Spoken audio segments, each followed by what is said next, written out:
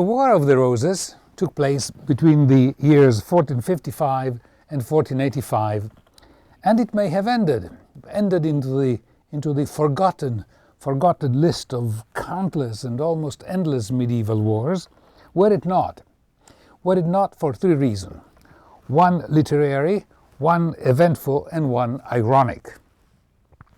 The literary reason, of course, has to do with William Shakespeare, whose 8 out of 10 historic tragedies are centered on the War of the Roses.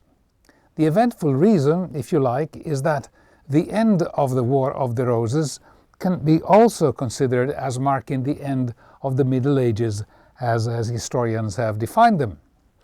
Finally, the ironic reason is that this extremely bloody war, which more than decimated the English nobility, started as the conflict between two branches of the same historic family of the Plantagenets, and it ended with the marriages of two representatives, respectively, of the two roses: the red rose of the Lancastrians, represented by King Henry VII, and the white rose of York, represented by Elizabeth Woodville, who was the widow of King Edward IV. In turn, King Henry VII was the founder of the Tudor line of English kings. From the Tudors, there is an essentially uninterrupted line to the Windsors of the current English royalty, who, the English royalty, should really be called Hanoverian, or at least Saxe-Coburg-Gotha, for their line is much more German than English. But in 1917, at the height of the First World War, when anti-German fervor was at its peak, to have an English king with a German family name was politically incorrect, as we would say today. So from King George V of Saxe-Coburg-Gotha, he became George V of Windsor. But returning to the War of the Roses, as with all intricate genealogical trees, it would be impossible to remember, let alone to follow, all the interconnections, the marriages, remarriages, divorces, affairs, and the ramifications of the two houses in question, Lancaster and York. Therefore, for this sketch, I have decided to lean on Shakespeare, so to speak, as the conducting thread of the story. Whereupon, I should start by repeating the lines of the chorus of the beginning of Henry V. Oh, for a muse of fire that would ascend the brightest heaven of invention, a kingdom for a stage, princes to act, and monarchs to behold the swelling scene. Furthermore, given the necessarily limited use of animations and special effects, and this is not Hollywood, I will add, think when we talk of horses that you see them printing their proud hooves in the deceiving earth. And considering that condensing in 25 minutes or so a war that lasted 30 years is almost an impossible task, then I would say turning the accomplishment of many years into an hourglass, which is what Shakespeare would say, which he only applied to one play, namely Henry V. I will still borrow the lines from the same chorus and ask, peace out our imperfections with your thoughts. Now then, both houses of Lancaster and York belonged to the dynasty of the Plantagenets, who set themselves up in England in 1154, with the ascent of the throne of Henry II. We dealt briefly with Henry II in a previous historical sketch on the Magna Carta. King John Lackland, whose name is associated with the Magna Carta, was the son of this Henry II. In turn, the name Plantagenet derives from the habit of Henry II's father, Geoffrey of Anjou, the habit of wearing a sprig of a flowering broom in his hat. Anjou is the most beautiful region of France, whose capital is Angers, so it was in English, a city sitting on the banks of the famous river Loire, at the geographic end of that famous string of strings of fairy tale castles, the famous castles of the Loire. And here is one of them in the image. Now, the War of the Roses begins approximately when the 100-year war ends. The 100-year war lasted from 1337 to 1453. Both wars involved in various degrees England and France. Why? Because after the Norman conquest of 1066, the English kings also ruled part of France and were regularly involved with wars and marriages with the kings and the queens of France. King Henry V, was the most successful in his imperial endeavors in France, eventually marrying the daughter of the King of France, Catherine, of whom he says, "You have witchcraft in your lips, Cade. There is more eloquence in a sugar touch of them than in the tongues of the French council." However, all the conquest of Henry V, who ruled from 1413 to 1422, and were lost by his successor's son Henry VI. His uncle, Humphrey of Gloucester, disconsolately says, "Undoing all as all had never been."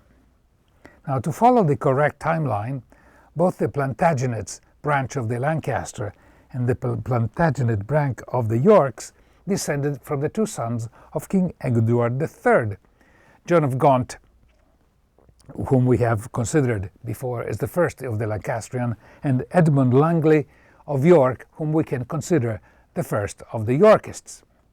Now, the Lancastrians had acquired the throne via what we could call today an Orange Revolution. The son of John of Gaunt, Henry Bolingbroke, landing in Britain after a long exile, deposed his cousin, King Richard II, imprisoned him in Pontefract Castle, and shortly later had him assassinated.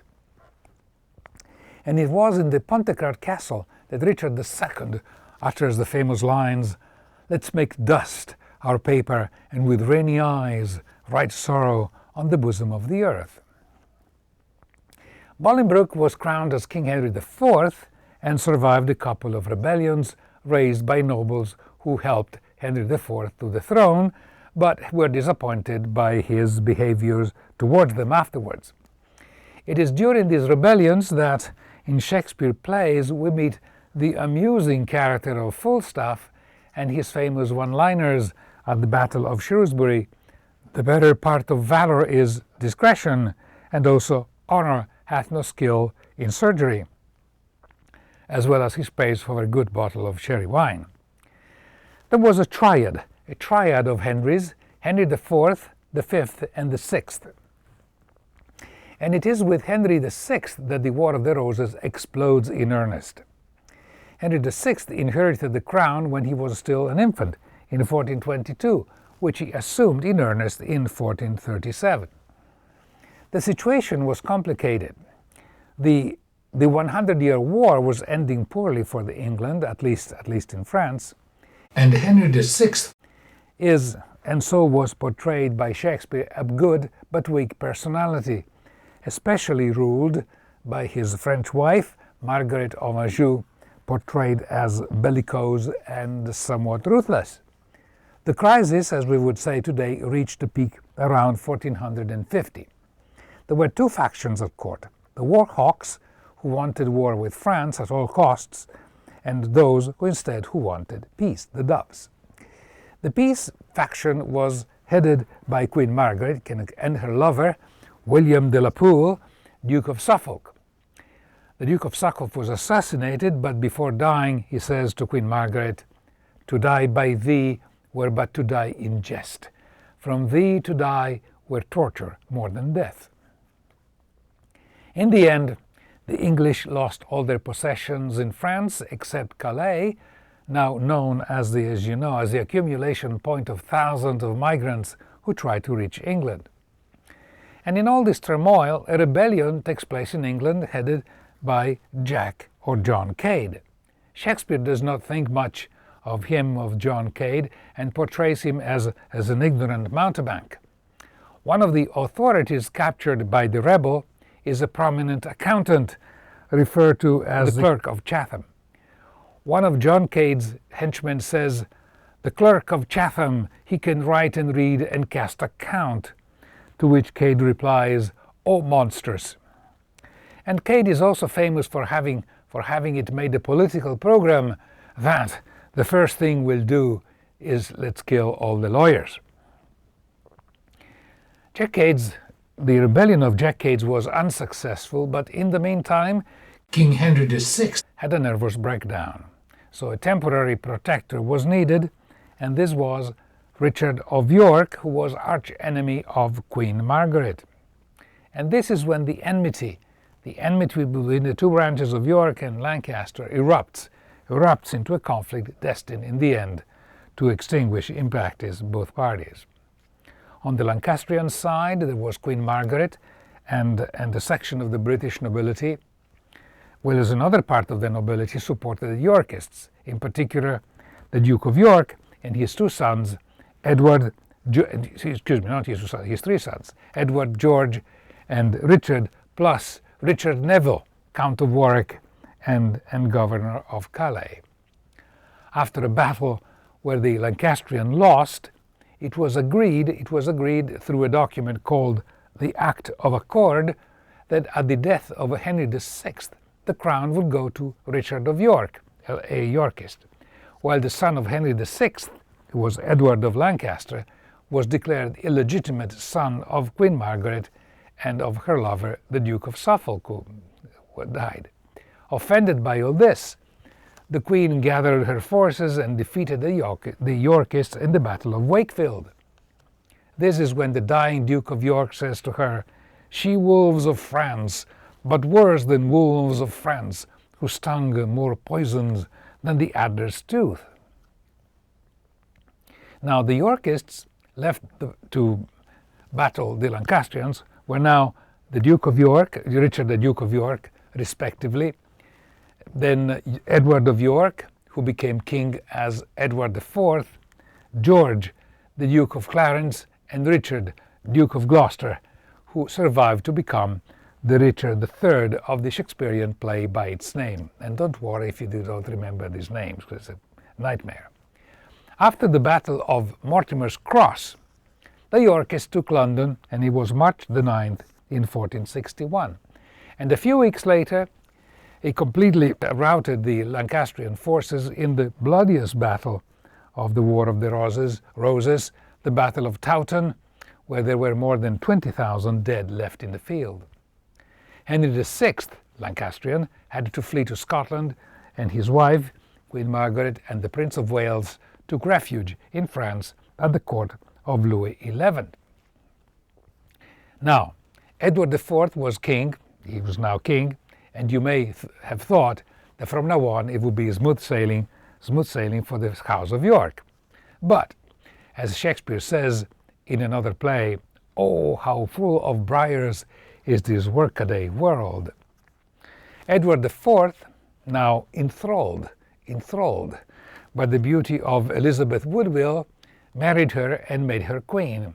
Now this Elizabeth Woodville belonged to what was called the gentry, a small country nobility more Lancastrian than Yorkist. This displeased many at court, including the Count of Warwick, the kingmaker, who had been a Yorkist until this point. So he, the Count of Warwick, rebelled and tried to oust King Edward IV with the help of the king's brother, George, the Duke of Clarence, in the middle here, to whom Warwick had given his daughter in marriage. In the meantime, the terrible third brother, Richard III, remained in the wings waiting. Edward IV was defeated at Edgecote Moor and fled to the Flanders, but came back, reconciled with his brother, the Duke of Clarence, and with Warwick, and recaptured the throne. But this peace was short-lived. There was another revolt in Lancashire, headed again by the Count of Warwick. The Count of Warwick went to Calais in France, allied himself with Queen Margaret, wife of the deposed King Henry VI, who in the meantime had been captured and was held in the Tower of London. Queen Margaret has sought refuge by the French court.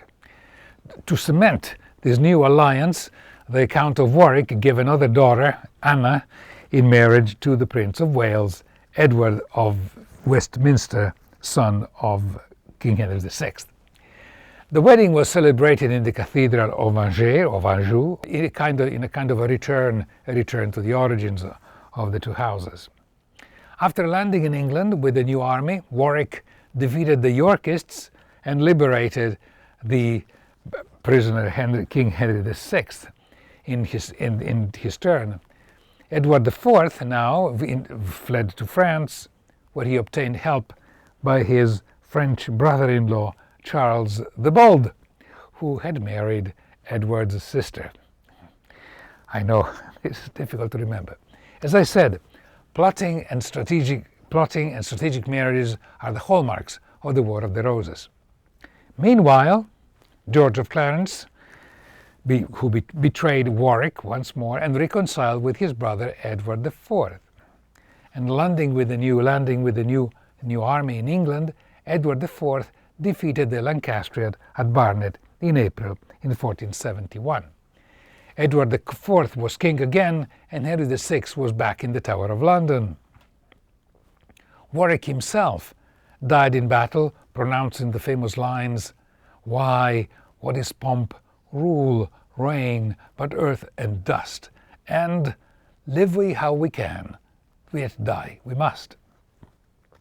And commenting on his own death, he also says, "Thus yield the cedars to the axe's edge, whose arms give shelter to the princely eagle, under whose shade the ramping lions leapt, whose top branch overpeered Jove's spreading tree, and kept low shrubs from winter's awful wind."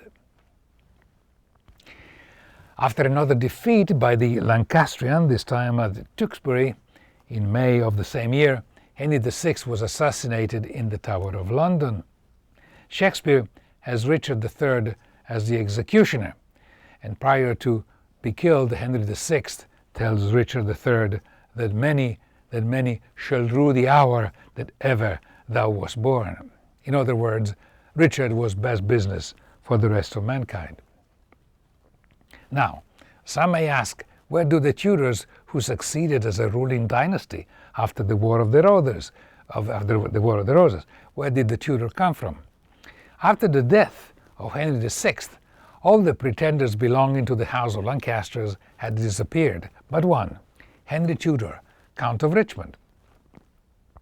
He was the son of a Welshman, Edmund Tudor, Count of Richmond, and of Margaret Beaufort, who was in turn a descendant of John of Gaunt, the first of the Lancastrians, father of Henry Bolingbroke, the one who deposed Richard II and killed him.